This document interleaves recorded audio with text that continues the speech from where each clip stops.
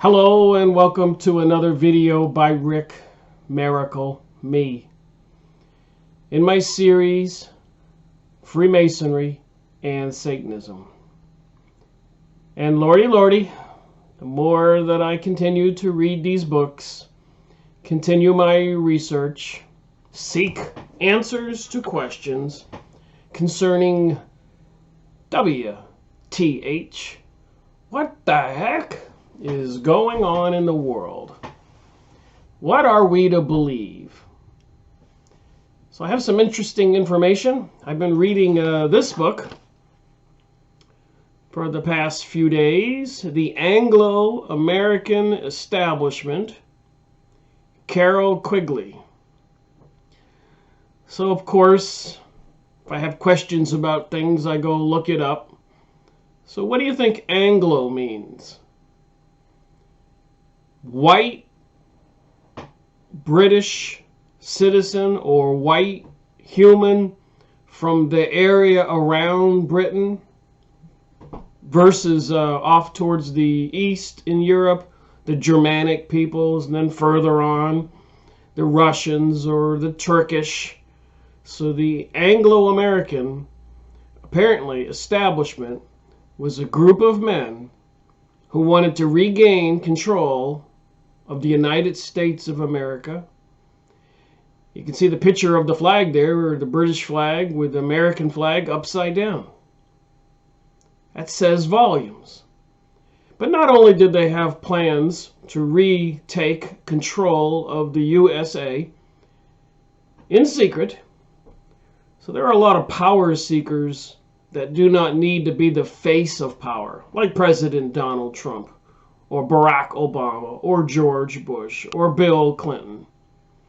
There are a lot of people who yield a lot of power, a whole lot of power, more power than the public figures, who yield a lot of power behind the scenes, secret societies. And I realize people don't want to believe in a conspiracy to bring us a global world order. But what do you do when they use the word globalism and they promote propaganda against nationalism? That's what Nazi means, nationalism. So they demonized Germany, and you're saying, well, why would they do that, Rick? What was the motive? You know, when there's a criminal, you got to look for the motive and the means. Well, the motive was the Anglo American Establishment. Britain wanted a worldwide empire, but you have to ask yourself, wait a minute, the British people, come on. It wasn't the British people, it was the royalty, it was the people who controlled the government.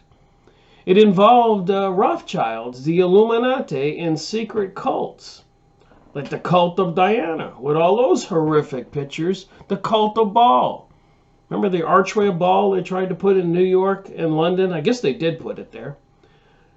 A lot of objections to it. And then the Bohemian Grove in California, where Alex Jones snuck in there with a video cameraman and took pictures of that horrific satanic ritual, the cremation of care. I like the names they use, where they throw a baby into the fire. So apparently these occult and cults, synagogue of Satan type religions involving words like Lucifer and Moloch and Baalim, so many. That's what pagan means, many gods.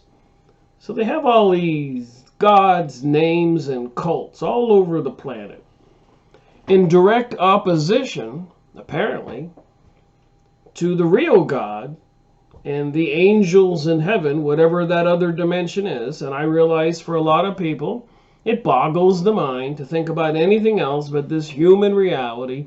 People walk around saying, well, Rick, when I'm dead, I'm gone. I have no spirit, no soul. It's all over. And people can be, I guess, convinced of anything. Look at the people who were convinced to just watch as all those countries in the Middle East were destroyed after 9/11. When it's obvious to a lot of people today that something's not right there. Look at Building 7, never hit by a plane, 42 stories tall, and just free falls. You'd think the building was made out of paper or something, wouldn't you? The other buildings free fell right into their footprints. And of course, the facility after 9/11 was blocked off, and people were not allowed to take pictures or look at anything. And immediately trucks arrived and they shipped all the metal to China to be melted. Somebody had to hide the evidence. So we had World War I, World War II, French revolutions, Russian revolutions, Chinese revolutions. We've all heard about communism. And apparently the people who control our world try to convince us, communism is a joke. It really doesn't exist anymore. Secret societies, oh, that's all crazy stuff. Those people need to get back on their medications. And if you trace it back, as the Bible says, to the synagogue of Satan, and you read books like the Torah, one of the sacred books for many Jewish people, not all Jewish people, there's Talmud Jews and Torah Jews. Apparently the Talmud Jews are opposed to Zionism and world globalism to one degree or another. I'm not an expert, but I've learned a lot. But apparently if you talk about these things, they want to accuse you of being anti-Semitism. And apparently with the Noahide laws, if you want to continue believing in Jesus Christ as Savior, you could be prosecuted and convicted of heresy and punishable by beheading. Some serious business here in 2019. So the activities that have been going on for 300 years, a lot of it's in this book. But you need to read it with a discerning mind. The author says he approves of what they're trying to do, but he doesn't approve of their methods. So he's painting in the best possible light the activities of the men mentioned in this book, the Anglo American Establishment, the people who controlled Britain, trying to retake control of the United States, South Africa, controlled India, trying to create a worldwide empire, and that's called globalism. And they do have a religion behind them, and it's opposite of Christianity, and apparently opposite of the Islamic people's religion. And they're destroying Europe and America by promoting all kinds of New Age material and diluting our culture by bringing in all kinds of immigrants from Central and South America, from all over Asia and in the Middle East. All intentional, documented, doing the same thing in Europe. Even the president of France says there will be interbreeding between the Arabs and the French people, and if the people don't go along, it will be forced. Even President or Merkel in Germany talks about these things. And they have all those columns of people coming up along the coast into Germany and all those countries, into Switzerland, causing all this havoc, into Holland and Denmark and everywhere, Britain. It's all planned. And people don't want to believe it. Then you got President Donald Trump doing what no other president has done before.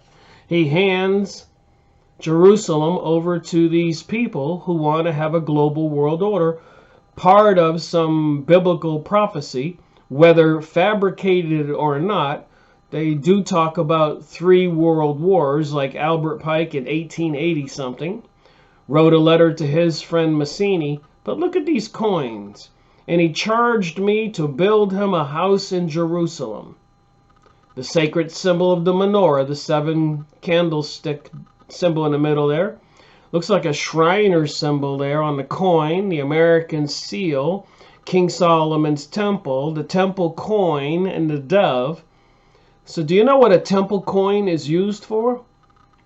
When they do rebuild King Solomon's temple and they declare it as the world religion to worship their deity, and the Bible in Revelation 2.9 and 3.9 says synagogue of Satan, Jews who call themselves Jews but are not, you have to go to the temple, make a pilgrimage, and you have to have a half shekel coin as a donation. So they have the coins, and they have, as you can see, President Donald Trump's head on there with the ancient King Cyrus, who was the last king to help the Jews build the second temple. Like doves to their nest. A lot of symbolism. 70 years since 1948, when Palestine's country was given to these people to build the state and empire of Israel, which largely they have achieved. And they do have a religion. Another thing that's interesting is you look at this other coin, and you can see the word Balfour up there. Very important. Cyrus, Balfour, Trump. Who are these guys? We know who President Trump is. The casino operator, real estate Mongol, who apparently at one time went bankrupt and was financed and rescued by these elite people who control the banking industry. So that's their man. And behind him is their man, too, the one who helped rebuild King Solomon's temple the second time with his money. Cyrus, you see that written there. So you got Trump and Cyrus with Balfour. Balfour was one of the parliamentary leaders in Britain's government. Wouldn't you know, all of those people are behind the temple coin. Behind World War I, but World War II, not those men, but their predecessors or the organizations they belong to.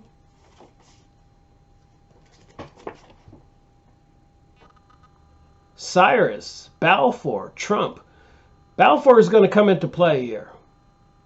The Anglo American Establishment.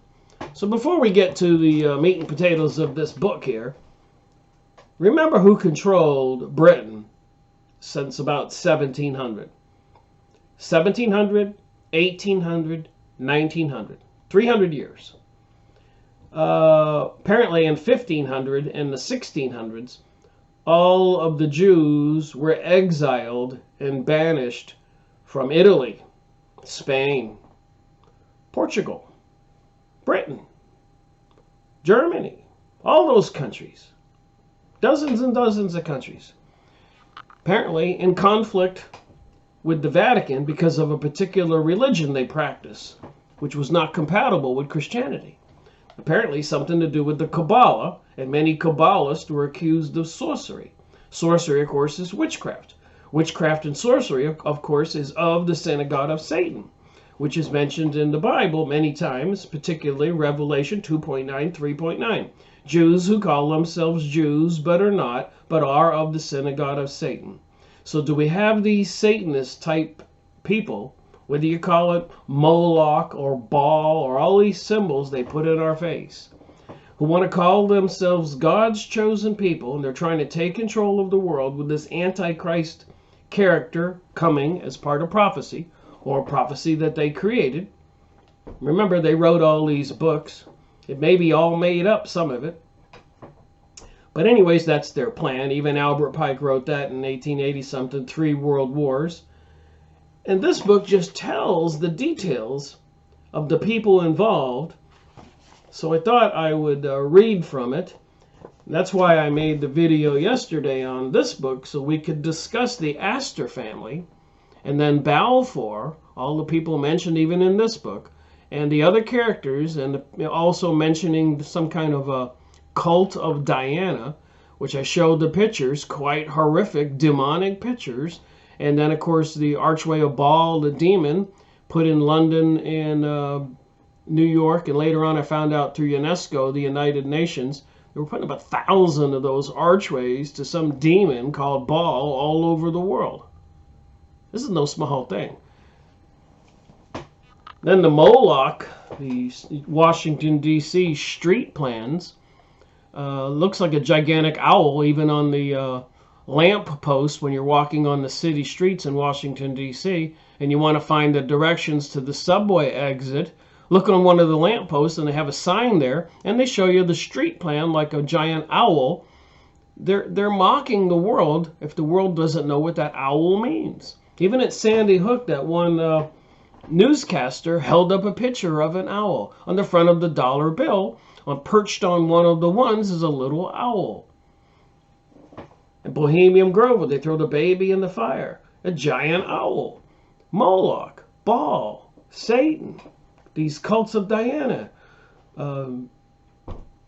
Knights of Columbus, Knights of Malta, Rosicrucians, Freemasons, Illuminati, and thousands other names for these organizations all over the world. So if you want to divide the world in half, maybe, I don't know what proportion it is actually. Some people think it's more evil and just little good. I'm hoping it's half and half. Be nice if it was more good than evil. But apparently these evil forces are permeating our reality, and they have for hundreds, maybe thousands of years. But here we are today, and people have a plan. And it doesn't seem to be a good plan for we the people. And they are obsessed with the population. They do want a depopulation event. And because of the advancements in technology, they have to have some kind of surveillance system, as prophesied in the Bible, marking everybody with some kind of chip or device. Maybe just using our DNA to be able to decode us wherever we go, our fingerprints, our eye prints, whatever. So the topic I'm going to talk about is chapter 3. Like I said, I've been reading this. The Anglo American Establishment, the white people around Britain. That would be the Anglo people, according to the dictionary when I looked it up. American Establishment. You see the picture of Britain's flag. And who controlled Britain after 1600 when they executed the king? And after the Jews were banished in the 1500s and 1600s from all over Europe, and they fled up to Denmark and Holland and over there to Poland and Russia. That's how bad it was. They had to flee all over the European area, Italy, etc. And the two places they went to was northeast and north. Holland, Denmark, those areas, even Scotland. So they found safe refuge, and of course they were neighbors to Britain. So they had an insider in Britain, Lord Cromwell. Probably seen that kind of name in some of the old movies about ancient Britain, Cromwell. And in the other movies where they have this dastardly little demon guy whispering into the king's ear or conspiring against the king, Cromwell. So anyways, after they planned to have the king abdicate, dethrone him, they executed him. And then, of course, they execute a bunch of other people, too, just like they did in France in 1700. So apparently they accomplished that in Britain before they did Spain. So, France, excuse me. And they had problems in Spain. But in France, of course, they had the revolution in the late 1700s and executed their king and executed a lot of other people, business and property owners, decent people. So they did that in Britain and they did that in France. First they did Britain, then they did France. And these people that had fled to Denmark and Holland and Scotland, the northern areas, probably parts of Switzerland, and over there to Poland and Russia. After they executed those kings and took control of those countries and the banking systems, these people came back out of Denmark and Holland and all those countries and made it back into Britain at the invitation of Cromwell, took over the banking industries and got seats in the House of Parliament and government. Again, in France, in Spain, and I'm sure they were doing this probably infiltrating Germany and other countries. So they had all been pushed out in the 1600s, and then they were all coming back and took control. And apparently even in control of the United States. And they were part of these secret societies and cults. So let me read from this book. You can probably find it online, new or used book sites. I got it at Abe Books, probably $6 or $7. Anglo American Establishment, Carroll Quigley. And as you know, I read and I highlight and I underline. So I'm going to read from The Secret Society of Cecil Rhodes.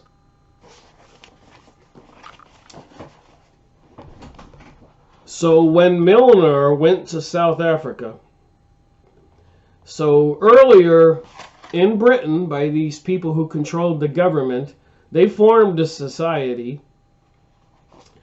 to retake control of America and create an empire for the world ruled by these Anglo Americans, probably using America as a huge military force. And of course, that's why they have the surveillance systems now and all these other mechanisms for social conditioning, propaganda, deception, even a lot of economic destruction and imprisonment, assassinations, like President John Kennedy, who was trying to expose this. So the battle's been going on. And Milner, in the late 1700s, and some other characters formed a secret society because they wanted the British Empire to take control of the world and regain control of America. And probably I can't do this justice, this book review I'm making, but you can go find the book and sit down like I do and read each page and underline and highlight and take the days that it takes to go to 50 pages and then 100 pages.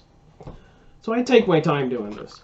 And I read this stuff and I think. And I've made so many book reviews that I have a lot of other information stored in my mind that I can rely on to tell what's probably true and probably false.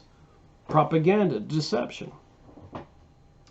So when Milner went to South Africa in 1897, Rhodes and he were already old acquaintances of many years' standing. So Milner was an insider who wanted British control of the world, and Rhodes was a entrepreneur capitalist in South Africa making his fortune. So these rich men got together with this plan, and apparently, according to what I've been reading, these people, when I name the names, I'll point it out, were members of these secret societies like the Cult of Diana. Trying to emulate, and it says it here, another group of secret society people like the Jesuits, who were basically the crypto Jews from Spain. So the Jesuits became the assassins and the enforcers for the church.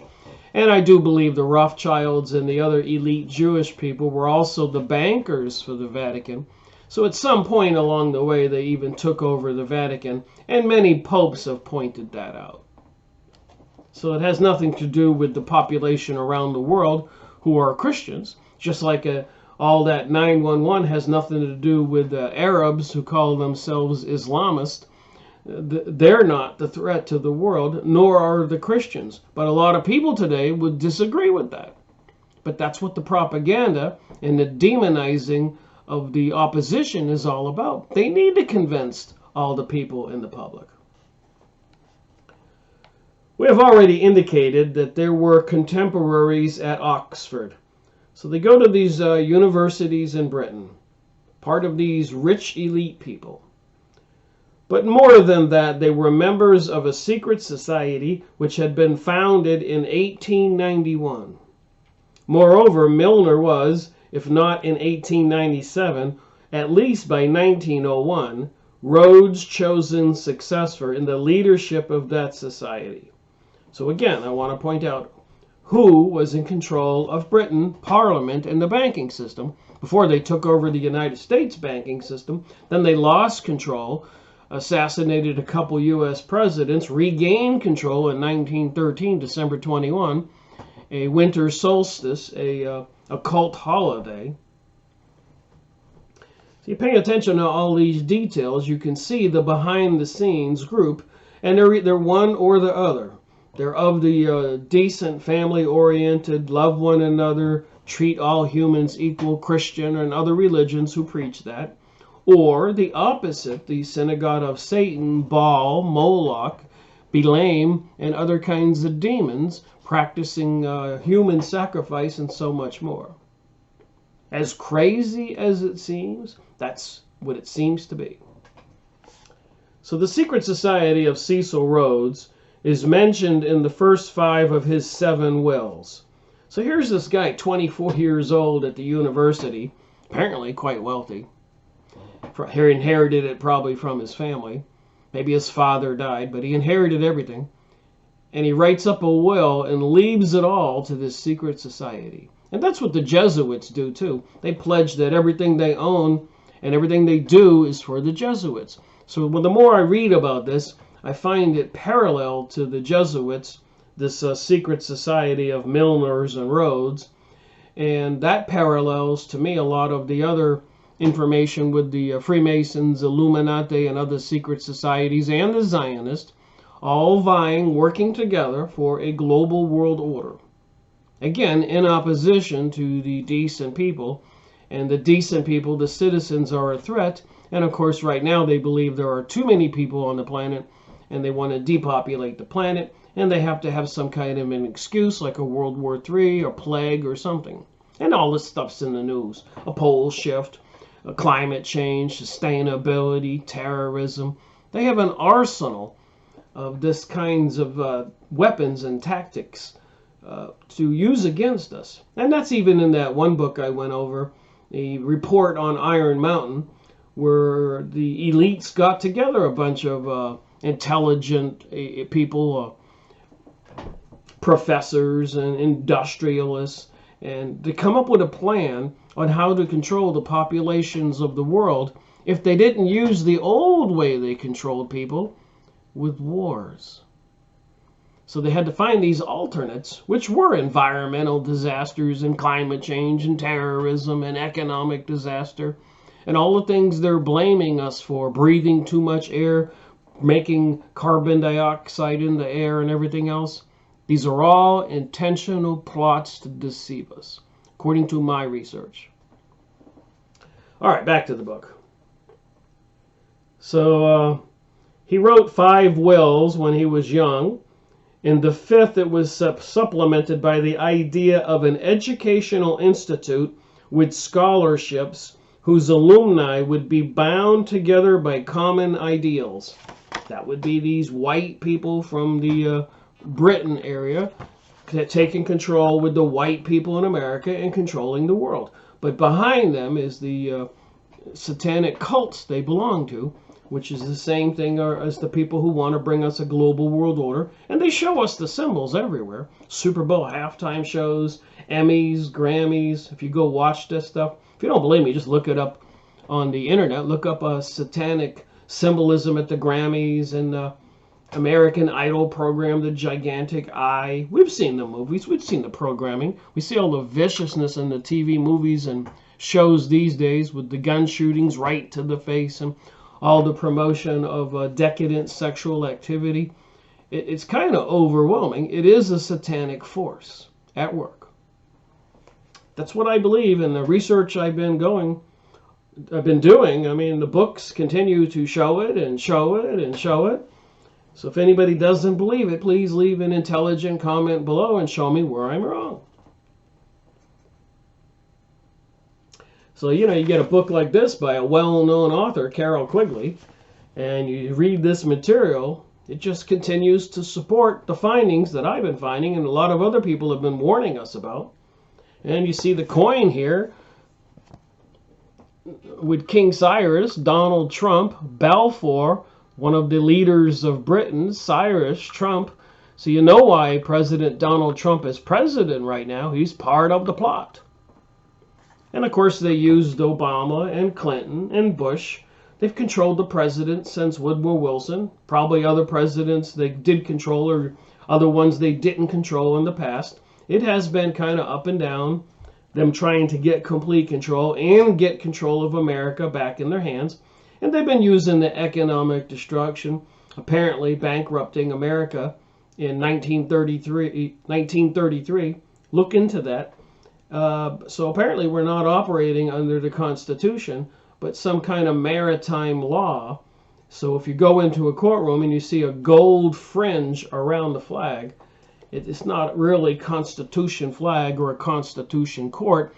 It's maritime, and you know anything about a ship, the captain can have anybody walk the plank or executed anytime he wants. He's the boss. Nobody else can say anything. So that's the kind of court system we have right now. Once you walk in there and you recognize the court, they don't have to listen to you. They don't have to give you an attorney. It's all just for show until they do show their true colors and the world is alerted to the true facts of reality. Even the secret passage of the Noahide laws, which are part of this satanic religion, and then they'll say that it has been proven that Jesus Christ wasn't the Savior. So anybody who continues to believe that is part of the chaos and anarchy and terrorism in this world, and he'll be punished with death, beheading. So it seems. All right. So they had common ideals. They go to these universities, Oxford. In the 6th and 7th wills, the secret society was not mentioned, and the scholarships monopolized the estate. But Rhodes still had some ideals, and still believed that they could be carried out best by a secret society of men devoted to a common cause. So the whole thing does exist, and as we know, Bill Clinton was a Rhodes Scholar, so they do handpick these people from our communities, probably from elite families, so they're descendants of other elites, and they go get educated at Oxford or other special places, and they wind up being our leaders, like George Bush and the Skull and Bones. So if you trace any of these people back, you'll trace them back to some kind of messianic organization. And the religion of these messianic organizations is, for short, the cult of Moloch, Diana, Baal, Synagogue of Satan, whatever you want to call it. There's many different names they use, with Isis and Osiris and Horus, the all-seeing eye on the back of the dollar bill. It's all right there for anybody to see. The scholarships were merely a facade to conceal the secret society, or more accurately, they were to be one of the instruments by which the members of the secret society could carry out their purpose. The purpose, as expressed in the first will, 1877, was. So this is Cecil Rhodes's will. He's been in the college, Oxford, for a couple years. Looks like he's been introduced to the Jesuits, and he wants to create another organization like the Jesuits. All right. So this was in his will. You decide. The extension of British rule throughout the world. So here's a guy, Cecil Rhodes, who went down to South Africa, took control of gold mines, diamond mines, and so much more, and had a vast fortune. I guess a vast fortune he even inherited before he had to go down there. He was probably from there. So he's 24 and he makes this will. He was in the college, Oxford, a couple years. He knew about the Jesuits. They were crypto Jews, and they were expanding all over the planet, trying to take control of the world. Part of these secret society and cults. I made videos on the Jesuits. It's clear who they are. Secret societies operating behind the scenes. And the Milner group we're talking about here, Cecil Rhodes, is a secret society operating behind the scenes. The Illuminati and the Banksters, secret societies operating behind the scenes. The Freemasons, Rosicrucians, and all these other cults, even the witchcraft organizations, secret societies operating behind the scenes. Controlling Hollywood, banking systems, education. This all came out in the communist hearings in the 1920s. So in his will, it was the extension of British rule throughout the world, the perfecting of a system of immigration from the United Kingdom and the colonization by British subjects to all lands wherein the means of livelihood are attainable by energy, labor, and enterprise. So you can see why Britain had to have World War I and World War II, because Germany and the countries surrounding Germany, the Germanic people, they were an empire that was growing and obviously needed to be nipped in the bud, destroyed before they became too powerful. And they had their own occult learnings and things going on there. So it was obviously a Hegelian dialectic pitting these different groups against each other for an ultimate aim, controlling the world as part of the biblical prophecy. And it was all anti-Christian, as you'll see. And it says here, the ultimate recovery of the United States of America as an integral part of the British Empire. So after 1776, when America declared independence, the people in Britain, the leadership, the hierarchy, the royal, the elite, were going to get America back. And they were involved in a couple wars in our country in the 1800s. The Civil War and other wars. And of course, deceived us into World War I and World War II with lies. Population of the people do not know the truth. So an integral part of the British Empire was their plan, a consolidation of the whole empire. Remember, they controlled India, South Africa, and so many other territories all over the world. I think France was controlling China, a lot of the Orient, and Portugal and Spain was over there in South America and Central America, Brazil and all those countries, Mexico. And of course they were fighting over United States and Canada. So the inauguration of a system of colonial representation to the imperial parliament, which may tend to weld together the disjointed members of the empire, finally the foundation of so great a power as to hereafter render wars impossible and promote the best interest of humanity. And I know when you read these books, you tend to say, well, wait a minute, look what this says. But they lie. There's a lot of truth in here, and then there's some lies. It is not to promote the best interest of humanity. These Satanists, these people who put up billboards promoting homosexuality and Satanism and trying to discredit Christianity, are not looking out for the best interest of humanity. That should be obvious, but apparently it's not obvious to everybody.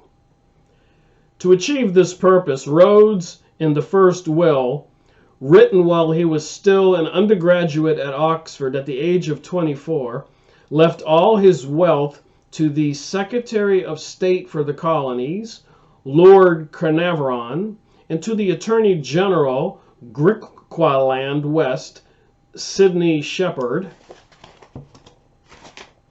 to be used to create a secret society patterned on the Jesuits. And we know who the Jesuits were. In Spain in 1500s, the Jews were exiled, told to leave Spain because of their religious practice, the Kabbalah, which was accused of being sorcery, witchcraft, synagogue of Satan. But the ones who would convert to Christianity were allowed to stay. The Vatican realized its error shortly thereafter, that these people who converted really didn't convert. So a lot of these conversos or Moranos, Jews who converted to Christianity, would still practice their religion and their ideals, were arrested. And one of them, Ignatius Loyola, was taken before the Pope, went into his office, and he came out, and the Jesuits were formed. And remember, it was the elite banking Jews who were financing the Vatican. They yielded a lot of power in the world. So some kind of deal was made, and the Jesuits became the organization, the assassins and controller, and apparently had a black pope that was even higher than the pope who wears white, the one we all know. Apparently the current Pope Francis was a Jesuit. So they put the black pope apparently in charge of the church today, probably in preparation for these final days. FYI. So it says here, so here they want to create this secret society from this rich kid from South Africa, Cecil Rhodes, in cahoots with the leadership of Britain. The government was taken over after Lord Cromwell had the king executed, and the Jews took over Parliament and the banking system and the wealth of the country. Just FYI. The references to the Jesuits as a model for his secret society is found in a confession of faith. Here we go. Which Rhodes had written 2 years earlier, 1875, which he enclosed in his will. So this stuff's in his will. That he was going to do this, and how he modeled their secret society after it. I mean, do we believe Carroll Quigley and a book like this that's well known. A lot of people reference this book, The Anglo American Establishment, and we know where the word Anglo comes from. Doesn't mean the German white people. It means the British white people. And it clearly says here they wanted to regain control of the United States, which I believe they have, especially in 1913 when they created the Federal Reserve and took over our money supply, and in the last 100 years crashed the system 8 times, causing severe recessions and depressions in this country, where everybody lost all their property, all their wealth that they had built up. These banksters, all they had to do was withdraw money from society, and the money dried up and people couldn't pay their bills, and then they confiscated everybody's properties. Or bring about wars and start killing people and confiscating everybody's properties. What do you think they do in all these countries when they have wars? They confiscate everybody's property after they murder a bunch of people. They don't allow we the people to continue to control and grow any wealth. They let it go up a little bit and then they crash it. Let it go up again, then they crash it. Go up again, crash it. You get it? They call it bubbles. We've all heard this stuff in the news. It's all intentional, in my opinion, and many others, and the evidence seems to clearly show that. Who's in control? These people are in control. So if it crashes, they crashed it. Look at 2008. Why do you think they had to crash it then? It's pretty obvious. In 2001, after that, a couple years later, billions were paid for the Empire State Buildings in that lawsuit. Where do you suppose that money came from? AIG and many other financial institutions in the United States. So who do you think was going to take the bullet on that? That would have been the American people with the 2008 stock market crash. It was all planned, and they reaped in billions and billions. We all know this. Big adjustment in our society. Okay. 13 years later, in a letter to the trustee of his third will, Rhodes told how to form a secret society, saying, in considering questions suggested, take the Constitution of the Jesuits, if obtainable, and insert English Empire for Roman Catholic religion.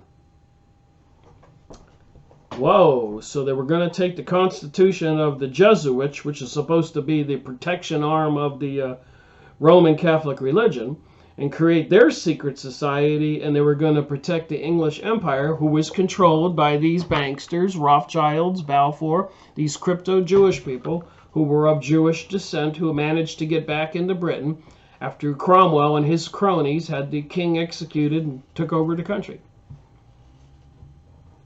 In his Confession of Faith, Rhodes outlined the types of persons who might be useful members to this secret society.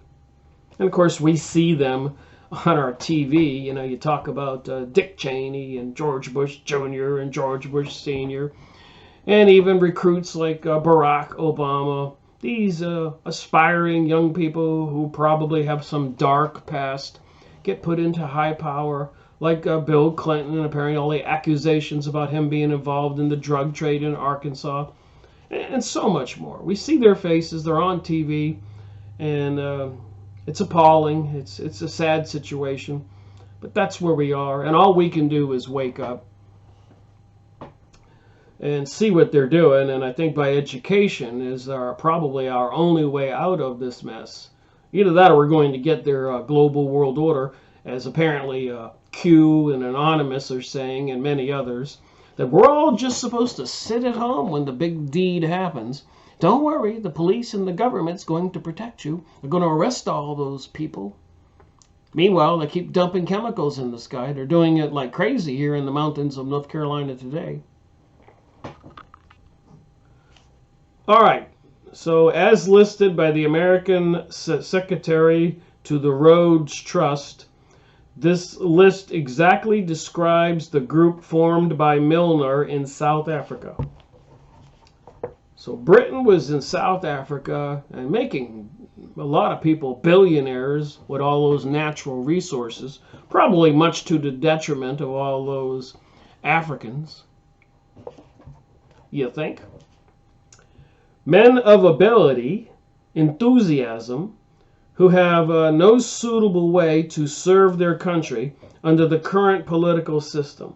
So these are the people they were recruiting into these secret societies. Able young recruited from the schools and universities, men of wealth with no aim in life, younger sons with high thoughts and great aspirations, but without opportunity, rich men whose careers were blighted by some great disappointment. All must be men of ability and character. So what kind of character? Rhodes envisioned a group of the ablest and the best, bound together by common, unselfish ideals of service to what seems to him the greatest cause in the world. There is no mention of material rewards. This is to be a kind of a religious brotherhood. So what do you suppose a religious brotherhood is? Who wants Britain to rule the world, and who controlled Britain?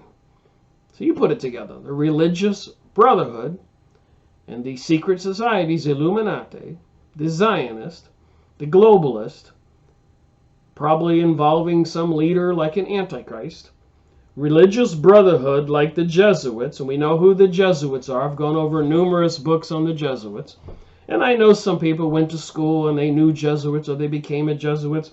A lot of lower people really don't know the truth. There may be some good people out there who graduated from a Jesuit college and went on to serve their families and society quite well. But apparently from the books I've gone over, numerous books I've gone over, they do seem to be an evil force in the world. And even the current Pope Francis, there's a lot of accusations against him involving some nasty things in Argentina. You can go on the internet and look into his activities, and so many others. So they wanted to have this religious brotherhood, like the Jesuits, a church for the extension of the British Empire.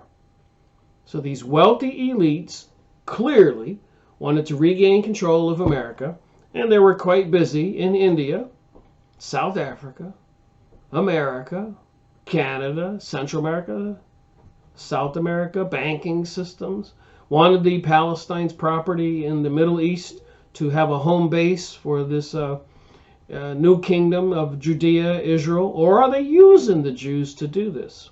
That's what a lot of people think, and that could be the case. Like the Bible says in Revelation 2.9 and 3.9, Jews who call themselves Jews but are not, but are of the synagogue of Satan. Are we to believe the Bible or not? And if we don't believe the Bible, somebody please tell me a better book to believe in.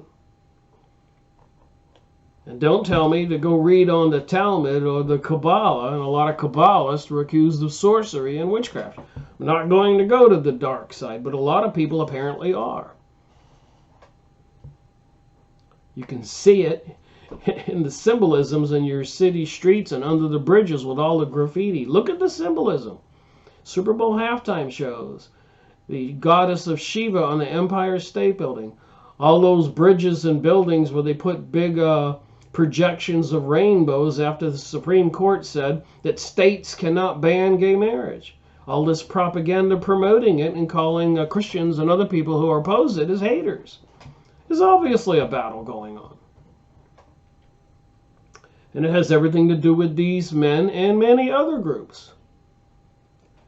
So in each of his 7 wills, Rhodes entrusted his bequest to a group of men to carry out his purpose. So he learned about the Jesuits at Oxford. He wanted to create his own secret group because he had a vast fortune. And he wanted the elites who controlled Britain to control the world. In the first will, as we have seen, the trustees were Lord Caveron and Sidney Shepherd. In the second will, 1882, the sole trustees were his friend N.E. Pickering. In the third will, 1888, that's about the time of Albert Pike and a few years after the Civil War in the United States.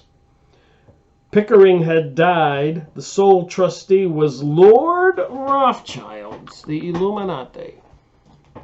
Mentioned heavily in the bloodlines of the Illuminati. A lot of people know about the details. So I think I probably need to make another video on this book and just get more out about Lord Rothschilds. And I did talk about yesterday on the video I published this morning, Lord Astor. And he's mentioned in this material part of these elite group to have the world ruled from the British Empire. And who controlled the British Empire? It certainly wasn't the British citizens. So it says here, the sole trustee was Lord Rothschilds. See my finger? So we know what the cult is. And this is part of this worldwide religion they're going to bring us, which is anti-Christian. No doubt about that. Go look up the passage of Noahide laws in secret in America and read the details. And I was listening to some rabbi on another video, and he said, we Jews have never accepted Jesus Christ. We never will. And if the Christians want to persist in believing in him, let that be on their heads or something like that. Oh my. Serious business. And you got the coins that tell us.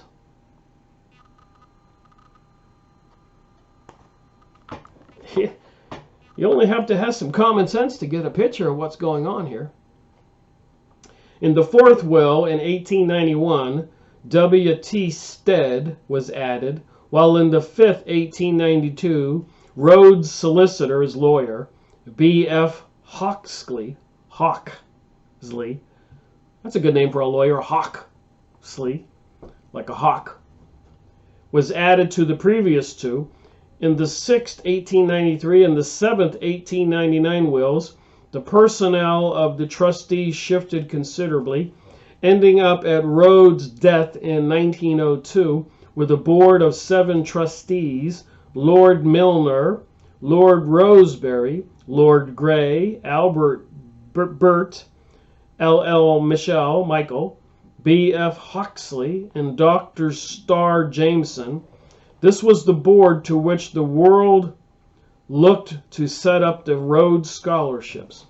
So like Bill Clinton, President Bill Clinton, they select people from among us, part of the elites, to go to Oxford and other universities and be indoctrinated into their plans of controlling the world for, for our benefit, for the benefit of humanity, if you want to believe that. That's why they brought us World War II and World War I and 9/11 and French revolutions and destroying Germany a couple times, nuking Japan, all for our benefit, mind you. Being a bit facetious there. Dr. Frank Anelot, the best-known American authority on the Rhodes wills, claims that Rhodes made no reference to the secret society in the last 2 wills because he had abandoned the idea.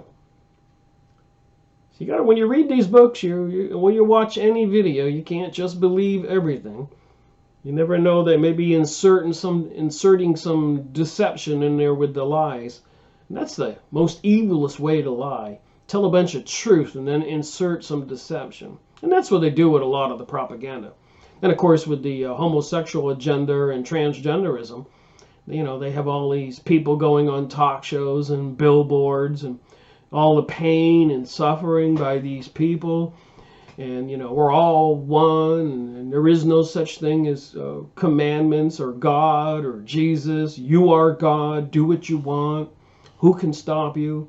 And people start buying this, especially if they're on drugs and alcohol, or they're desperate for money and they want to pay the bills. A lot of people like Rodney King, why don't we all just get along? So a lot of people, as long as they're making money, they don't care. The Arabs over there are being slaughtered and the country's destroyed to bring about this global world order. Just leave me alone. I just want my job and my money and my football tickets, birthday parties. But when good men do nothing, the evil men take control. The ship sinks.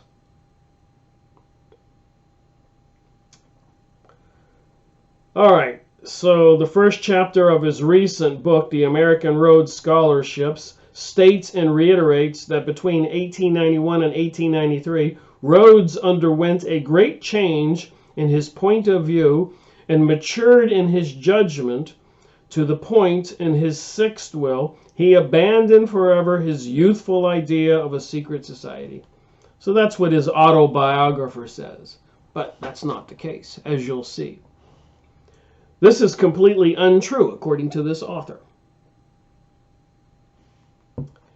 There is no evidence to support such a statement. On the contrary, all the evidence, both direct and circumstantial, indicates that Rhodes wanted the secret society from 1875 until his death in 1902.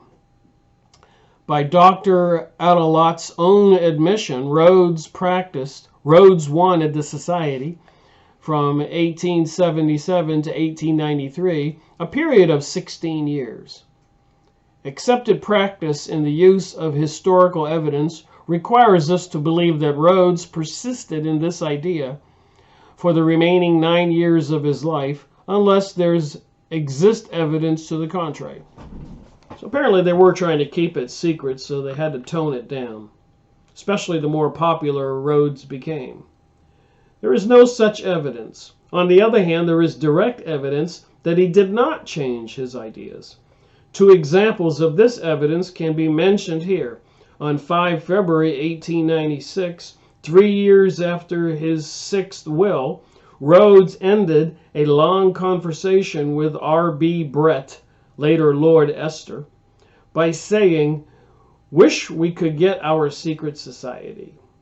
And in April 1900, a year after he wrote his seventh and last will, Rhodes was reprimanding Steed, another one of the leaders in the secret society, for his opposition to the Boer War, the B-O-E-R. So apparently they had to have a war in South Africa for the British Empire to regain control over South Africa. So in the United States, apparently these forces were involved in the war between the North and the South so they could regain control of the American Empire. And apparently Abraham Lincoln wanted to have America print its own money, so he was assassinated. President John Kennedy said in his famous speech, "Secret societies are repugnant to the American way of life, and I intend to expose them." And he was assassinated, etc., etc., etc. So apparently some of these people didn't agree with everything on these issues, but they had the Boer War in South Africa, a lot of gold down there, diamond mines, and so much more. So you think, we Americans, we just think about the United States. But we don't realize that these people behind the scenes brought us the Mexican Wars and many other wars down there in South Africa. 40 million people probably killed in the 1900s in South America?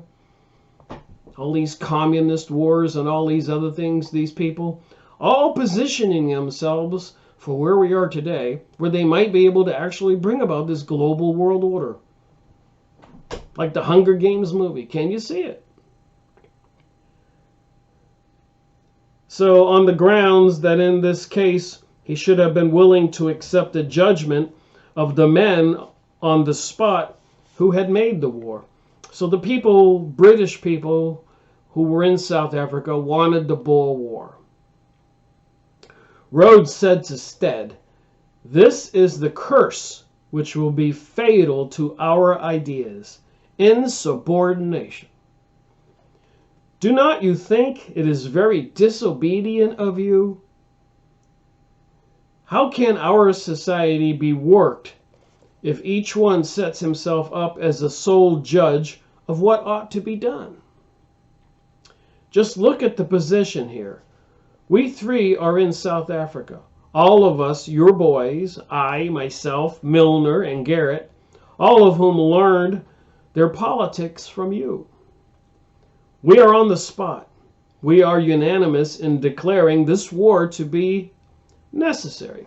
So all these wars are planned and necessary.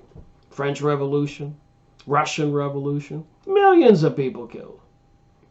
American Revolution, American War between the states, and all these other wars. America had other wars that most people, they don't teach them in school. War of 1913, the war between Mexico and the Texas territories, the expansion of the United States.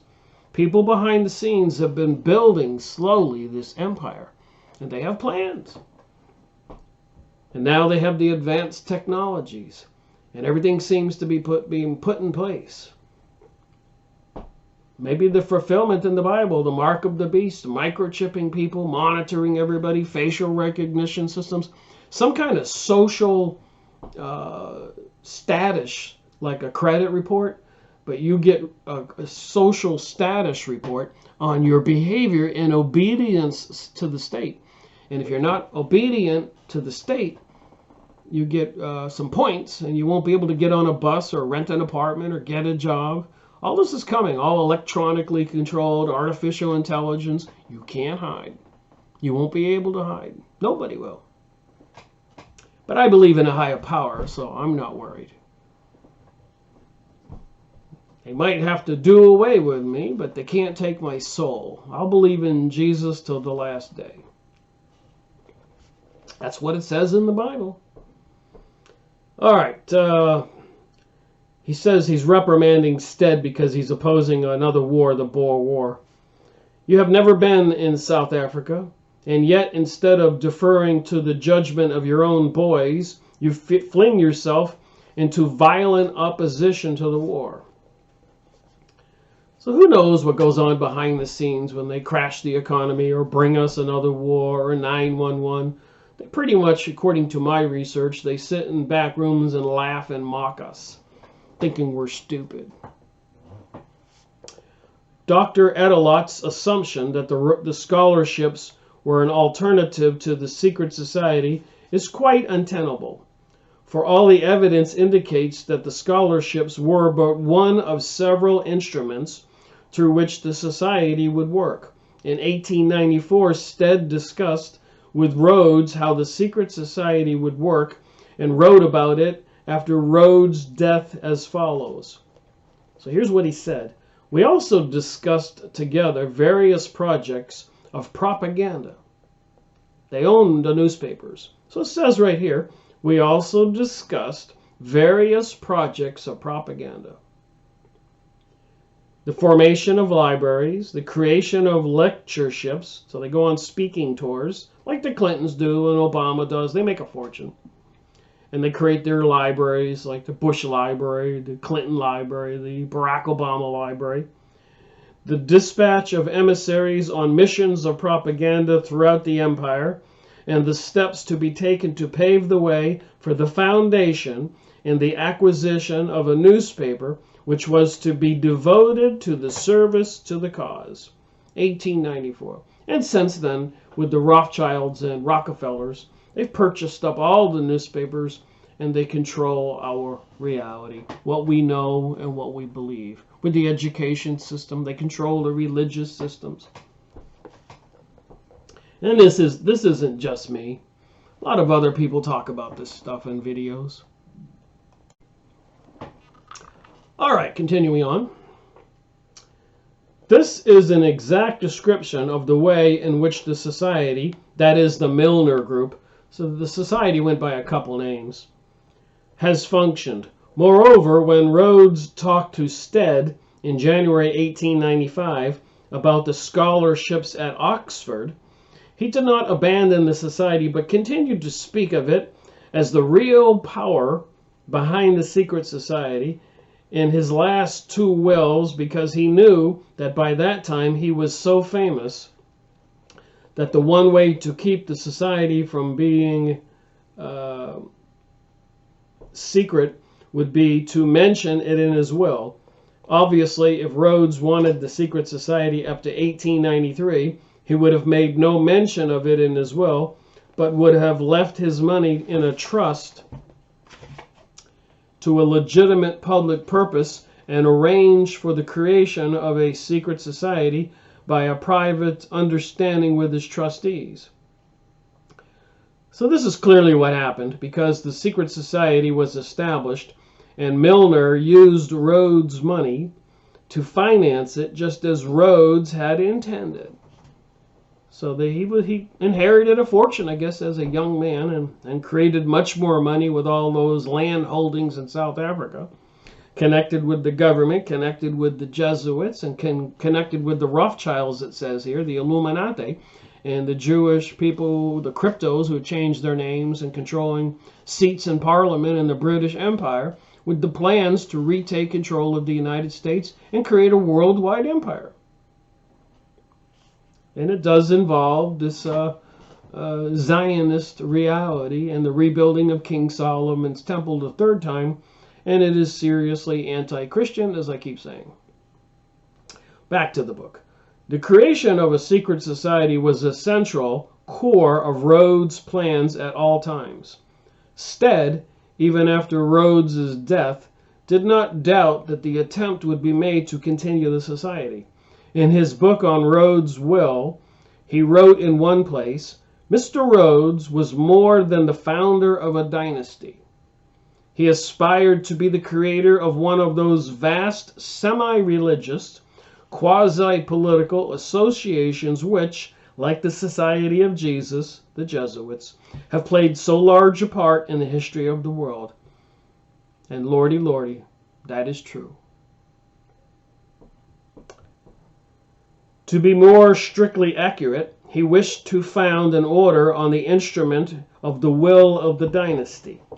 While he lived, he dreamed of being both its Caesar and Loyola. So Ignatius Loyola was the crypto Jew in Spain who was arrested, taken before the Pope, came out of the office, and the Jesuits were created. The assassins in the controlling arm of the church, the enforcers, the destroyer of people who would oppose the church. The evil forces took over the Catholic Church. And I know there have been popes in and out, and some of them may not have been involved so deeply. And some of them have even come out and declared these things were evil and even banned Freemasonry and stuff. So it has been a little bit of an up and down and an in and out, but apparently they have pretty much control right now. It was this far-reaching worldwide aspiration of the man which rendered, to those who knew him, so absurdly insane the speculation of his critics as to his real motives. 60 pages later, Stead wrote, "The question that now arises is whether, in the English-speaking world, there are to be found men of faith adequate to furnish forth materials for the society to which Mr. Rhodes dreamed." And remember, Bill Clinton was a Rhodes Scholar. George Bush Jr., John Kerry, many others, members of Skull and Bones, they all come from these secret societies. Even President John Quincy Adams, a couple hundred years ago, plus or minus, in his book, Letters on Freemasonry, I made a book review or two on his book, said that these secret societies would never allow any non-Masonic forces into high office in the United States of America. So you have to be part of these secret societies to get to this high office. And if you do get there because you're one of them and you want to serve the people like President John Kennedy or Abraham Lincoln, you get assassinated. So you better toe the line, stay in line, do what you're told, be a good puppet. Concerning? We have already mentioned the agreement which he signed with George Parkin in 1893 to propagandize for this purpose. So they control the newspapers, so we people get fed what they want us to believe. 8 years later, in a letter to Parkin from South Africa, Milner wrote at length on the subject of imperial union and ended, "Goodbye for today. Keep up the touch. I wish we had some like-minded persons," oh boy, "in New Zealand and Australia." And of course, Australia seems to be under dire straits right now with these evil forces bringing in all kinds of Asian immigrants and other peoples into that country. Again, diluting the culture. So there's a lot of people in Australia complaining about that, including Max Egan. I was listening to one of his videos this morning. And many other alternate internet lecturers and talk shows. So they said they wished they had some like-minded persons at this time, 1893, 130 years ago, in New Zealand and Australia, who were personal friends, More power to your elbow. Moreover, there were several occasions in 1902 when Milner referred to his desire to see a powerful body of men working outside the existing political parties for imperial unity. Imperial unity. So people don't want to believe there was a plan. There is a plan. It's not a conspiracy theory. It's a conspiracy fact. And it has a religious component. It keeps saying that here. We all are taught that there's a separation between church and state. Wrong. The synagogue of Satan and all those other cults control the state. So I guess it's which religion they're talking about. They don't want Jesus or God or Islam or good religions and good people who want to have just families and jobs and live in control of the government. They want to be in control of the government. They want to abduct young children and have sacrifices to their demons, like the Bohemian Grove and so much more. It's in the newspapers. Look it up. Even Jordan Maxwell was saying to Jeff Rentz on a video I was watching, and Jeff Rentz says, "Do you really think there are sacrifices going on?" And Jordan Klein says, "Oh yeah, it's going on all the time in the hills around us. These evil elites are into this demon worship. It's quite insane if you think about it." And then people want to believe that the Palladians are coming, or the gray aliens, or the reptilians, and the Galactic Federation. Think again. They control the media. They control all that stuff. Even Gene Roddenberry, he said, when somebody asked him where he got the ideas for all those shows, Star Trek or Star Wars, whatever he was involved in, he said he goes into a meditative state and gets the information from the other side. A lot of people have said that. I've got books on that. I got to make another video on that stuff. The occult world is part of the problem. The Kabbalah, witchcraft, whatever you want to call it. All these Masonic things. And, of course, this is at the head of it. And they had to destroy the Palestinian people and get control of Jerusalem, which Donald Trump just gave to them. So they got his face on a temple coin. And Donald Trump's son married a well-known Jewish woman, apparently go through the exorcism of practicing Judaism and schooling, and his daughter married a wealthy Jewish real estate Mongol doing the same things, and apparently so they're all in bed together, part of this secret society, wanting an imperial unity, as it says in this book on page 36. He referred to this desire in his letter to Congdon in 1904 and referred to it again in his farewell speech to the kindergarten of 1905. So it was called the Milner Group, and then later on it was called the Kindergarten Group. There is also a piece of negative evidence which seems to me to be of considerable significance. In 1912, Parkin wrote a book called The Rhodes Scholarships, in which he devoted several pages to Rhodes' wills. Although he said something about each will and gave the date of each will, he said nothing about the secret society. So when these people write biographies on these characters, they leave out the nasty, evil details. Of course. The people don't have a need to know. Don't you know?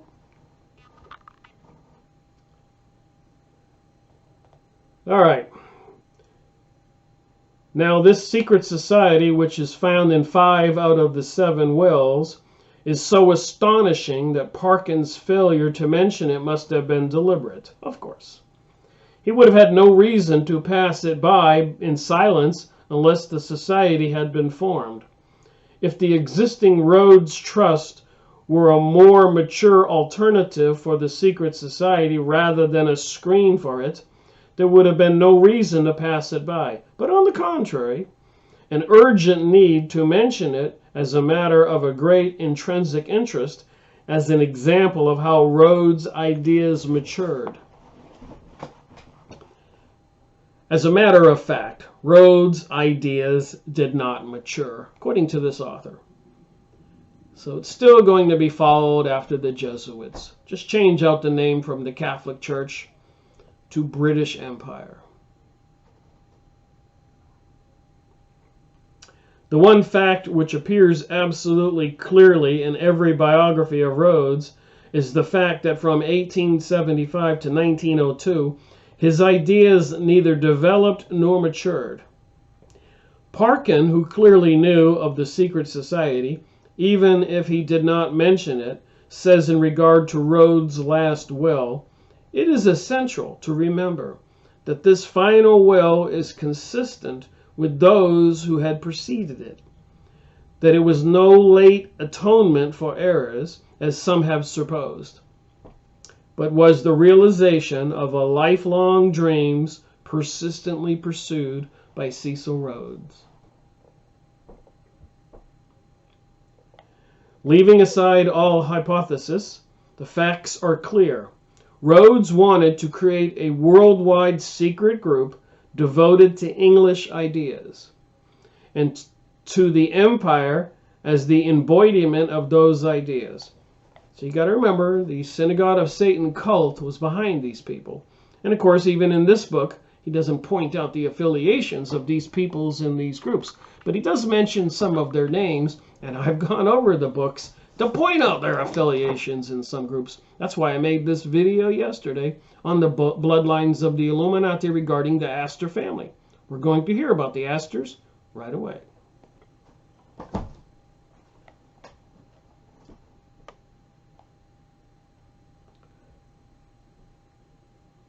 The idea of a secret international group of propagandists for federal imperialism. So federal imperialism, that would be fascist. That's where the government and these corporations with a secret society, mystery religion of Babylon, Synagogue of Satan, whatever you want to call it, religion behind them. That's why they don't have any problem doing these nasty, dastardly deeds of murdering so many people and crashing the economy, bringing about so much suffering. A means to an end for their imperial world control. So propagandists for federal imperialism was by no means new to Milner when he became a Rhodes trustee in 1901, since he had been brought into Rhodes' secret society as a sixth member in 1891. This was done by his old superior, W.T. Stead. Stead, as we have indicated, was the chief Rhodes confidant in England and very close to Milner. Although Stead did not meet Rhodes until 1889, Rhodes regarded himself as a disciple of Stead's much earlier and eagerly embraced the idea of an imperial federation based on home rule. And again, who controlled Britain? Who had the king executed? Cromwell had all the Jews brought back in from Holland and Denmark. They controlled Parliament and the banking system. Little things if you don't know the whole story. And I don't know, there might have been some decent people still in positions of power, but I don't believe too many of them were allowed even in the United States. Even in the war between the North and South was designed to weaken our country, and probably a lot of wealthy people lost their plantations and were killed. Part of the plan, you think?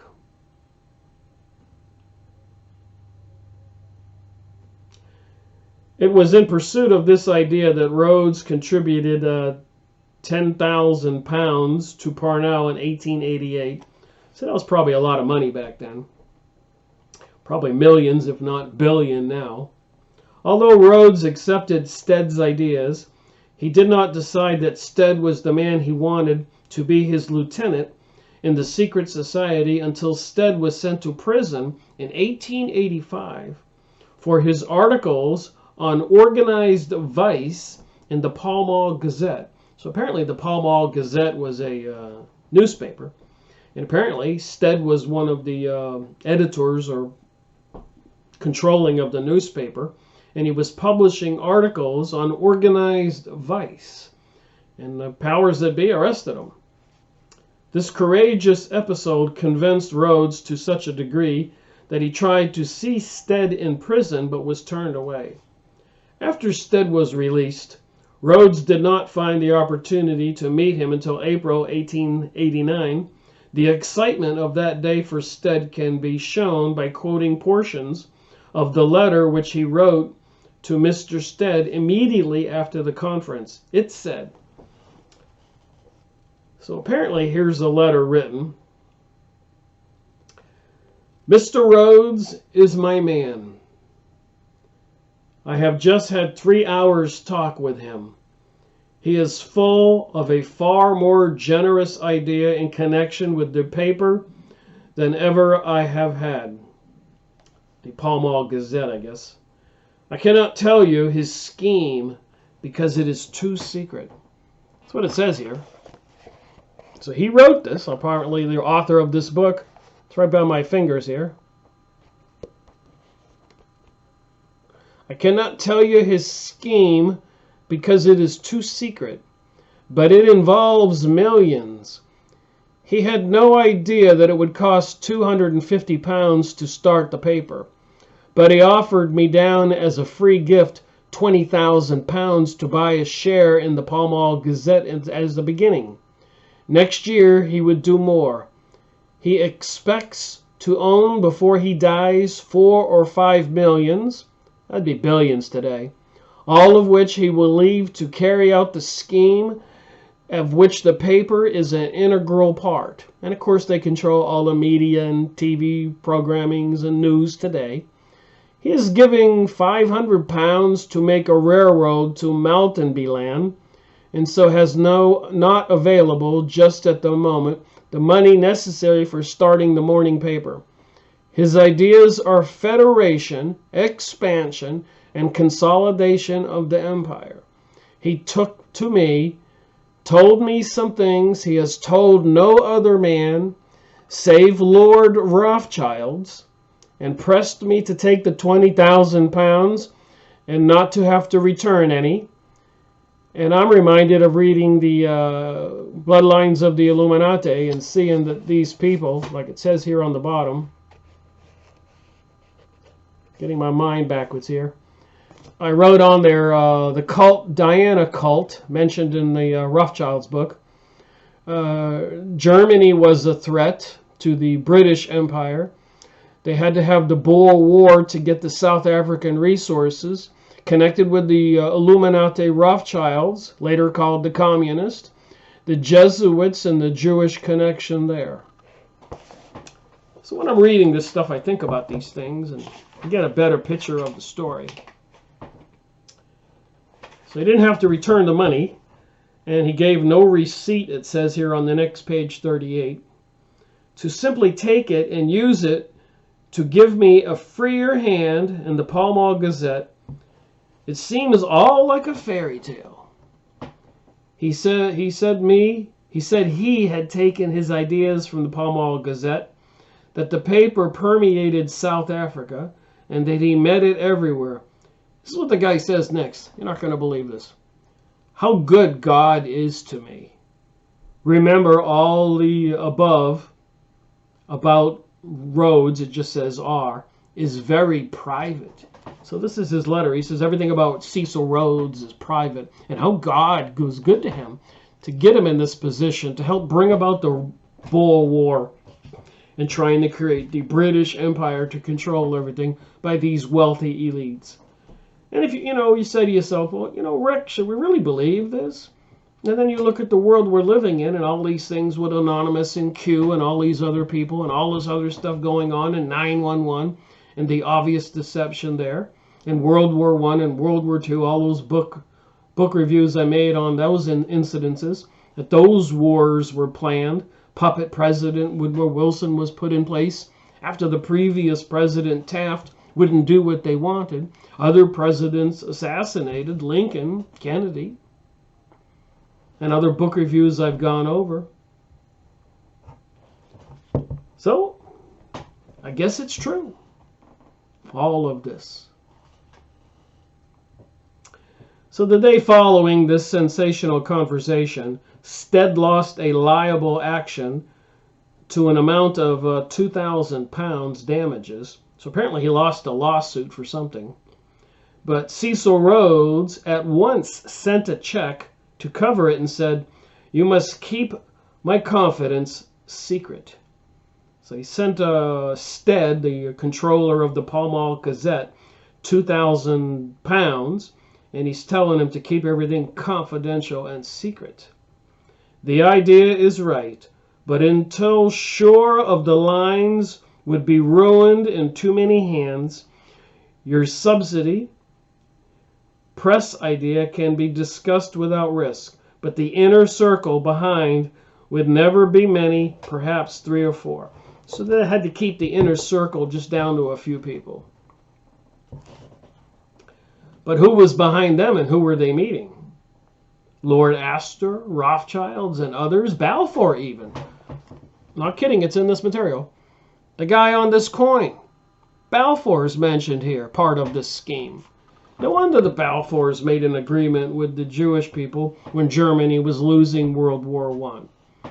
And the Jewish people, with Lord Balfour, the agreement was they would get the Jewish support of the Jewish people, including America, in return for the British support to get the Palestinians land to bring about the state of Israel, or fulfillment of biblical prophecy, restoring the ancient property lines of the ancient kingdom of Judea, and rebuilding King Solomon's temple the 3rd time.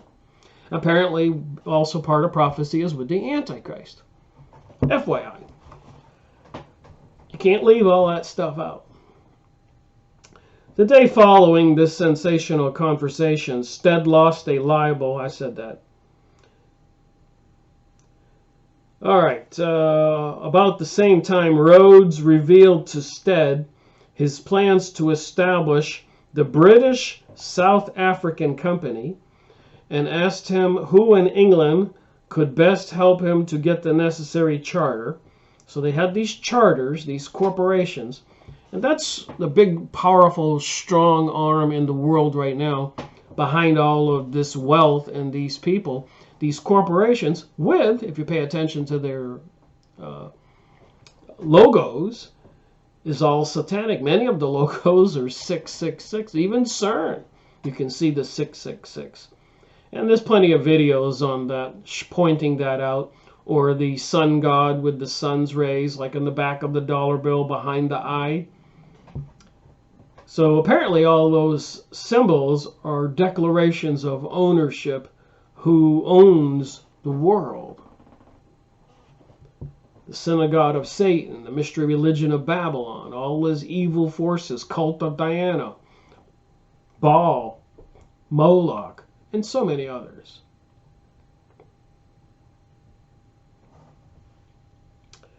So he's talking about the British South African Company, and he needed some help. Stead recommended Albert Grey, the future Earl Grey, who had been an intimate friend of Stead since 1873, who had been a member of the Milner Tonabee group in 1880 and 1884. As a result, Grey became one of the original directors of the British South African Company and took the first steps which eventually brought him into the select circle of Rhodes' secret society. The society took another step forward during Rhodes' visit to England in February 1890. So you can see how all these preparations were made and the people behind it. It's no doubt that in 1914, they started the First World War with Germany. These are the people that are behind the war with Germany. Because the German Empire, the industrialists, with all their resources and coal mining and steel factories, building railroad ties and trains and so much more. Germany was a rising star, and these people wanted the British Empire to rule the world. But who were behind these people in the banking system in Britain? That would be the Illuminati, Rothschilds, Rockefellers, all these people into this mystery religion, these secret societies and cults, who brought us Israel today. And World War I, World War II, 9/11, and likely World War III. If I had to make a bet. Less people wake up. So the society took another step forward during Rhodes' visit to England in 1890. The evidence for this is to be found in the journals of Lord Esher, at that time R.B. Brett. So I do notice that these people have names like R.B. Brett And when they get knighted, they're called some other name, like Lord Esher, formerly known as R.B. Brett. So all these lords, whatever their names are, that wasn't their real name. It's like some kind of fake knighted name, who had obviously been let in on the plan by Stead. Under date of 3 February 1890, we read in these journals, Cecil Rhodes arrived last night from South Africa. It was at Stead's today when he called. I was at Stead's today when he called. I left them together. Tonight I saw Stead again. Rhodes had talked for 3 hours of all his grand schemes. Remember, President Bill Clinton was a Rhodes Scholar, and there's a lot of people in American politics that gets recruited into the Rhodes Scholarship, and it tells you in the book here that that's what it's for. They recruit these members into this scheme for controlling the world, apparently from the British Empire, which apparently is in cahoots with Israel, and all the advanced technologies being moved to Israel these days, a rising star in technology. That's pretty scary. Who's going to be controlling AI, artificial intelligence, and all these advanced technologies in the world? Oh my. People who have been having problems with the entire world for 2,000 years are about to come into their own. And even the rabbis say nasty things. If you go on Adam Green's site and others and listen to what they're saying, one rabbi was very sinister, saying, we Jews have never believed in Jesus Christ was Savior, and we never will. And if the Christians want to continue to do that, let it be on them. So a bad day is coming, apparently. And these things were going on behind the scenes. No mistake about it. Rhodes is a splendid enthusiast, but he looks upon men as machines. So these people, like the Hunger Games movie, they look at men as machines. That is not very penetrating. 12 days after this, on 15 February, at Lord Rothschild's country home, so here we have the Illuminati, controlling the Freemason organizations all over the world. The people who negotiated to get the Palestinians land to create the state of Israel. So we know they're in bed with the Rothschilds. Brett wrote in his journal, came here last night, Cecil Rhodes and Arthur Balfour.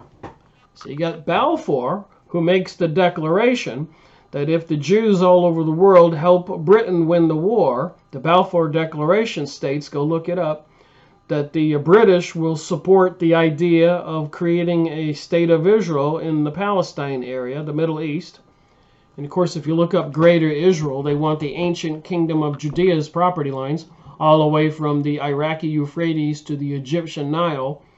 So that's why they had to have 911 to kind of like get the rest of the land they wanted and eliminate all the citizens, either by killing them, disposing them, or shipping them to Europe and America. And apparently a lot of the African lands, they're disposing of those people and shipping them out of there. Probably a lot of natural resources there, lands they want. I mean, that would be quite a territory, all of northern Africa and all of the Middle East for this empire that has nuclear weapons, which apparently is going to control the world.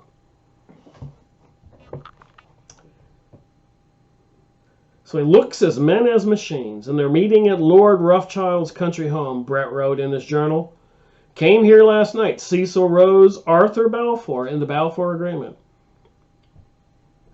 Albert Gray, Alfred Littleton. A long talk with Rhodes today. He has vast ideas. Imperial notions. He seems disinterested, but he is very ruse, and I suspect quite unscrupulous as to the means he employs. All right, half an hour more to go. Page 38 on the bottom. The secret society, after so much preliminary talk, took form in 1891, the same year in which Rhodes drew up his fourth will and made Stead, as well as Lord Rothschild's, a trustee in his fortune. So the Rothschilds were certainly controlling the banking industries and apparently even controlling the Vatican's finances. And apparently in America they lost control from like 1850 till 1913. And apparently a couple presidents were assassinated by them trying to regain control over the USA money supply. Abraham Lincoln wanted America to print its own money. He was assassinated. President John Kennedy, I know I repeat myself here, wanted to expose these people. He was assassinated. Just pointing it out, the Rothschilds involved, mentioned heavily in this book. Anybody can go look it up. Rockefellers and all these people controlling the banking industry, crashing the system 8 or 9 times in the last 100 years, bankrupting we the people, taking everything that families work for. Nobody's allowed to have any kind of serious material wealth or growth. People who graduate from college these days owe a fortune. You want to buy a house that costs you $300,000 or $400,000 or more. It's crazy. But it might get worse. Apparently, that's the way it's looming. They are in control of our economy, and they keep threatening to crash it. And all kinds of other things. And Q and Anonymous are saying everything's going to be a disaster. But don't worry. These elites have everything in control. They're going to arrest all the bad guys. And we're to sit home when the thing happens and support the police and the military. So what do you suppose? They'll be going door to door and be extracting people who are anti this New World Order, extracting people who might be still Christians and good people that they deem untrainable, accuse them of heresy and behead them. How insane will it get? How insane has it been? How insane have these people done already? Look at the incineration of all those people in Iraq. Shock and awe. And the citizens in Palestine spraying phosphorus like molten lava on the heads of the men, women, and children. Machine gunning and missiles and bombs. Apparently, they're not opposed to doing any of these things. Sacrificing children, all these satanic rituals. Just saying, we need to... Is this stuff true that they're doing? Do people just want to be in denial and say it's not true? Do people just want to believe that the Palladians are coming? The Galactic Federation is coming?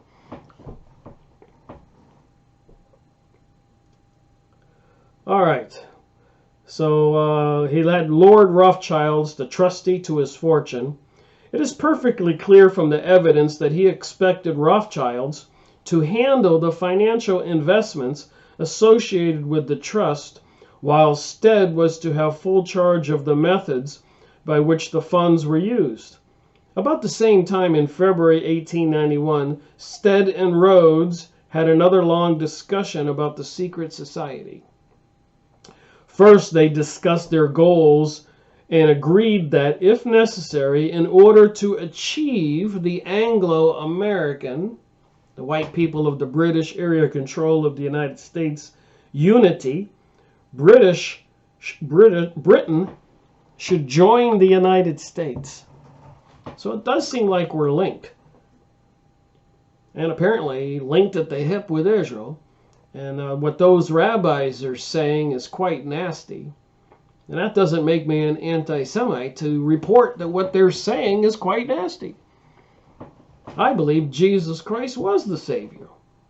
What was he doing wrong? He was preaching that we should love one another. And, you know, the Bible's the Bible. The one book we should trust in. Granted, there may be some additions that have some fabrications or hidden material. But fundamentally, I think it's pretty much correct. So I did go look up Anglo when I got to this point. I'm like, what's Anglo American? And it says in the dictionary, it's the white people from around the British area. Technically, that's what the term means. Not the white Germanic people, the northerners over there, or the white people over there in Russia, which are probably, a lot of them have some kind of DNA with a lot of the Asian people. The Middle East is part of Asian DNAs. Okay, then they discussed the organization of the secret society and divided it into 2 circles. The inner circle and the society of the elect. And the outer circle to include the association of helpers and the Review of Reviews, Stead's magazine, founded in 1890, Rhodes said that he had already revealed the plan for the Society of the Elect to Rothschilds and Little Johnson. By Little Johnson, he meant Harry H. Johnson, Sir Harry in 1896, African explorer and administrator, who had laid the basis for the British claims to Nyasaland, Kenya, and Uganda. Johnson was, according to Sir Frederick Wright, the biographer of Stead, virtually unknown in England before Stead published his portrait as a frontispiece to the first issue of the Review of Reviews in 1890, the magazine. This was undoubtedly done on behalf of Rhodes, continuing their discussion of the membership of the Society of the Elect. Stead asked permission to bring in Milner and Brett.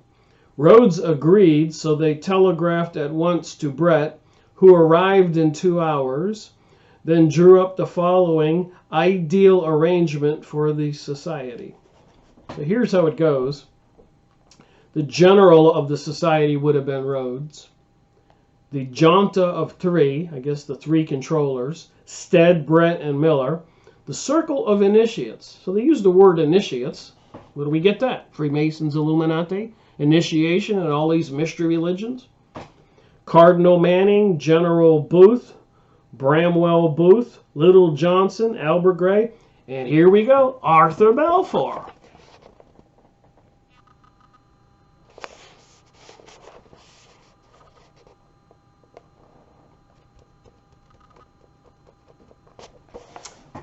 Arthur Balfour,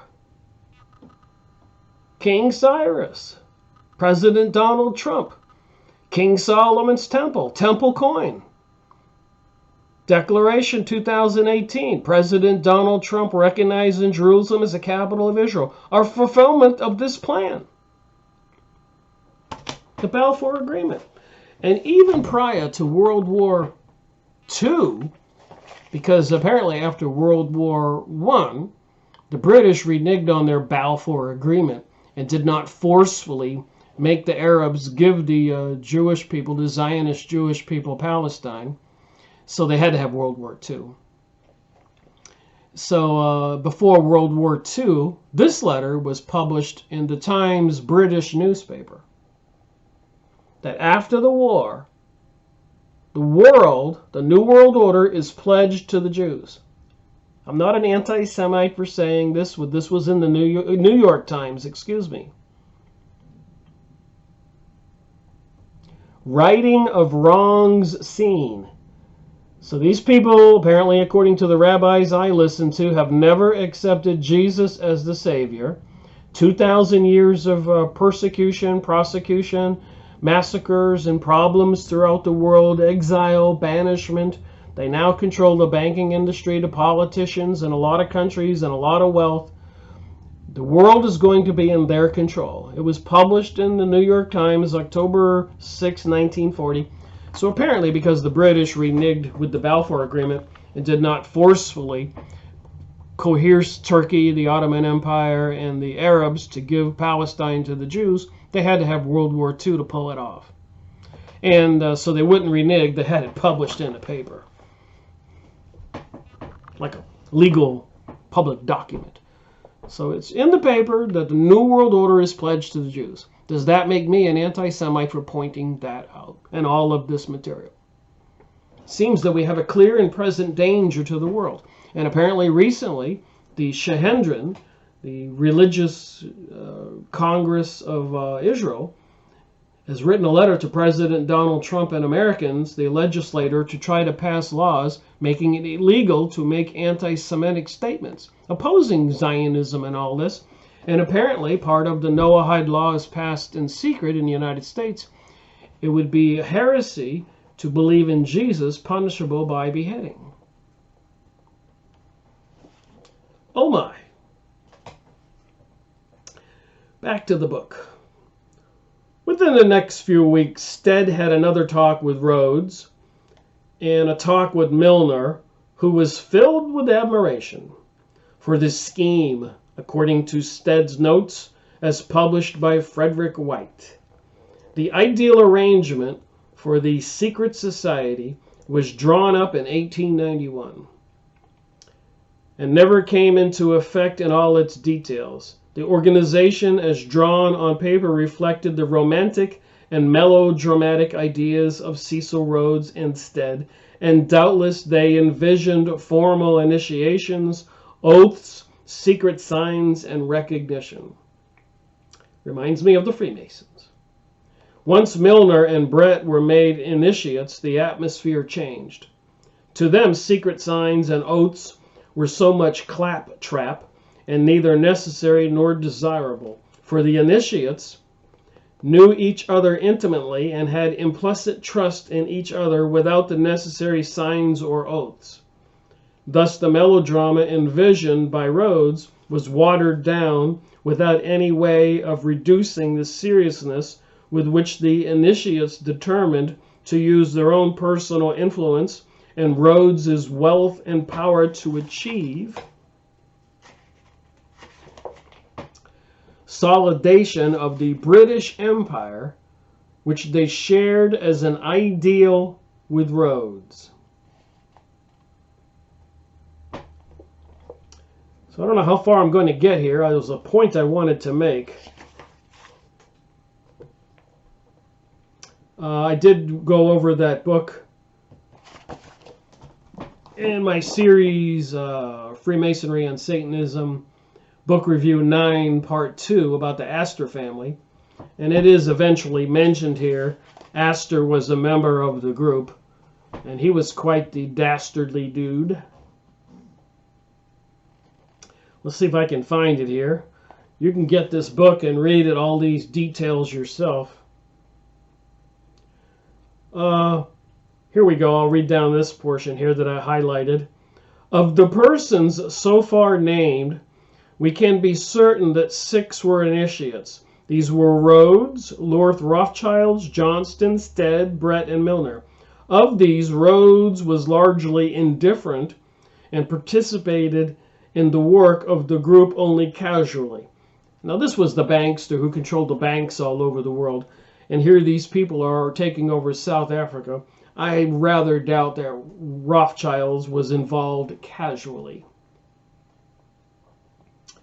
Again, I'm skipping some material here. I don't want to try to read Carroll Quigley's book. I would highly encourage anybody to get this book. So I'm going to skip ahead here, 3 pages. And I did highlight this. 2 other men, both fabulously wealthy South Africans, may be regarded as members of the society and probably initiates. These were Abe Bailey and Alfred Bett, billionaires in South Africa. Abe Bailey, later Sir Abe, 1864 to 1940, was the largest landowner in Rhodesia, South Africa, and a large Transvaal mine owner, and one of the chief, if not the chief, financial supporters of the Milner Group in the period up to 1925. So this would have been after World War I. These financial contributions still continue, although since 1925 they have undoubtedly been eclipsed by those of Lord Astor. As we mentioned in the 13 bloodline families in Fritz Springmeier's book. So Lord Astor was one of the people mentioned as part of the group. I'm trying to find out where I had that here. I thought I highlighted it. At his obituary in the Times expressed it, in politics he modeled himself deliberately on Rhodes as his idea of a good South African and a devoted imperialist. Page 46. He had much the same admiration of Milner and remained to the end a close friend of Milner's young men. The last phase refers to Milner's kindergarten and the association of helpers, which will be described in detail. Abe Bailey was one of the chief plotters of the Jameson raid in 1895, and he took over Rhodes' seat in Cape Parliament 1902 to 1907. So they had a raid in South Africa to take over the government. At his defeat in 1924, he divided his time between South Africa and London. In England, as the Times said at his death, he took a close interest in the behind-the-scenes politics. So that's what they do. Reading on here. Leader Starr Jameson, later Sir Starr, 1853 to 1917, was Rhodes' doctor, roommate, and closest friend, and had more to do with the opening up of Rhodesia than any other single man. His famous raid into Transvaal with Rhodesian police in 1895 was one of the chief events leading up to the Boer War. That was a war in South Africa to consolidate the British Empire's control. After Rhodes' death, Jameson was leader of his party in Cape Colony and served as premier in 1904 and 1908. A member of the National Committee of 1908 and 1909, he was also director of the British South African Company and a Rhodes trustee. So it did go on here to say over and over and over again how all these people in this secret society were appointed to high offices, even viceroys ruling over India, etc.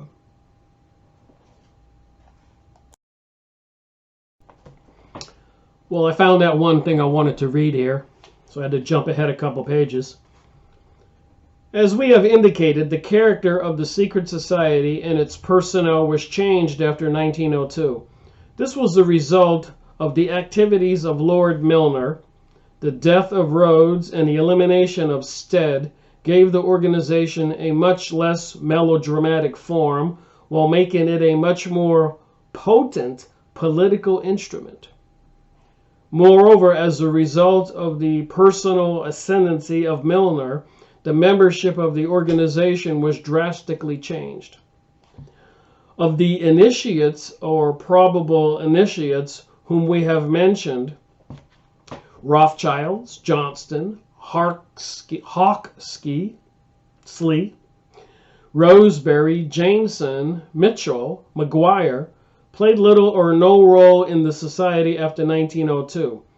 Bett died in 1906, and Garrett the following year. Of the others, Gray, Brassley, Essler, Balfour Agreement, continued in active cooperation with the members of the group.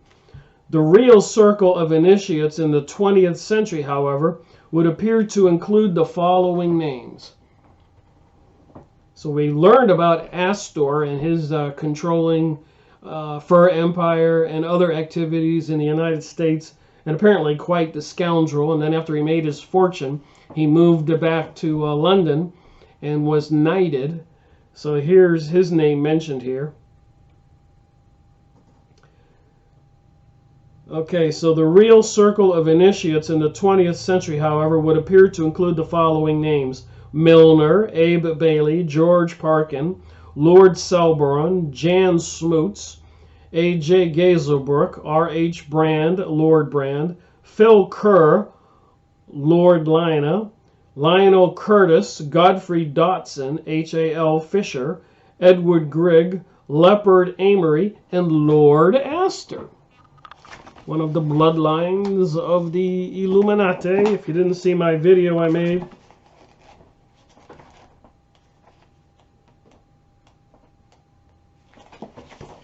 this yesterday and published it, Freemasonry and Satanism Book Review 9 Part 2, the Astor family. So I did need to point out, when it gives you this autobiography of all these activities, you have to see what this religious cult is they belong to. the bloodlines of the Illuminati. And apparently the leader of that group is the Rothschilds. And apparently there have been all kinds of crazy stories about changelings and reptilians and sacrificing children and people who have left the Illuminati confess to these things. You can find videos on YouTube. And like I said, even Jordan Maxwell talking to Jeff Rense, when Jeff Rense asked him, you know, is that stuff really going on? And Jordan Maxwell said, yes, it's going on in these hills around us all the time. So apparently all over the world they're practicing this mystery religion of Babylon, these religions of Moloch and other demons. All right, so I'll read one more page to eat up my 10 minutes here. Rhodes and Milner were aiming at the same goals and had been for 25 years in 1902. They differed slightly on how these goals could be obtained, a difference based on different personalities. To Rhodes, it seemed that the ends could be won by amassing great wealth. To Milner, it seemed that they could be won by quiet propaganda, hard work, and personal relationships, as he had learned from Toneby. Neither rejected the other's methods. Each was willing to use the other and his methods to achieve their common dream as the occasion arose. With the death of Rhodes in 1902, Milner obtained control of Rhodes's money and was able to use it to lubricate the workings of the propaganda machine. So does anybody doubt this stuff? Well-known author Carroll Quigley wrote some other amazing books. The other ones were more expensive, so I didn't buy them. This is exactly as Rhodes had wanted and had intended. Milner was Rhodes's heir, and both men knew it. Rhodes himself said before his death, "They tell me I can only live 5 years. I don't mean to die. I want to live. But if I go, there is one man, Sir Alfred Milner. Always trust Milner. You don't know what you have got in him." In 1898, in conversation with Stead, Rhodes said, "You will support Milner in any measure that he may take short of war. I make no such limitation. If I support Milner absolutely without reserve. If he says peace, I say peace. If he says war, I say war. Whatever happens, I say ditto to Milner." The goals which Rhodes and Milner sought and the methods by which they hoped to achieve them were so similar in 1992 that the two are almost indistinguishable. Both sought to unite the world, and above all, the English-speaking world. So that doesn't mean the German-speaking world. In a federal structure around Britain, both felt that this goal could best be achieved by a secret band of men united to one another by devotion to a common cause, by personal loyalty to one another. Both felt that this band should pursue its goal by secret political and economic influence behind the scenes and by the control of journalists, educational, and propaganda agencies, just as the communists testified in the 1920s after World War I. So these people are the same as the communists. They're involved with the same Illuminati groups, the Masonic organizations. Milner's intention to work for this goal and to use Rhodes' money and influence to do it is clearly implied in all his actions, both before and after 1902. In his correspondence with Rhodes, some of it unpublished, and in letters to Parkin in September 1901 and Lord Grey in 1902, it is very likely that, long before Rhodes died, this plan was discussed in private conversations, of which no record was kept. For example, 3 of the Rhodes trustees under the last will, Gray, Milner, and Bett, with Littleton Gell had dinner at Brett's house and talked over the important matters far into the night on 30 November 1898. It is quite clear that Rhodes talked over with his associates the ways in which his ideas would be carried out after his death. He lived constantly in fear of death and regarded his whole life as a race in which he must achieve as much of his purpose as possible before he died. Oh my. Anglo American, controlling the world from the British Empire, the white elites, involved with the Illuminati, the mystery religious cults, and the Masonic organizations, with practices, rituals to the god of Baal and Moloch, Bohemian Grove, throwing a baby in the fire. Apparently none of this is dead. It's all alive and well. The symbols they show us are everywhere.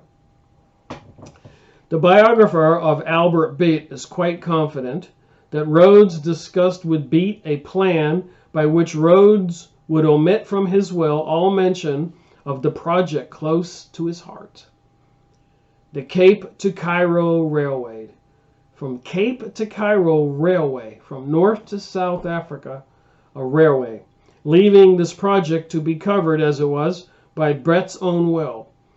There can be little doubt that Rhodes would have discussed a project even closer to his heart.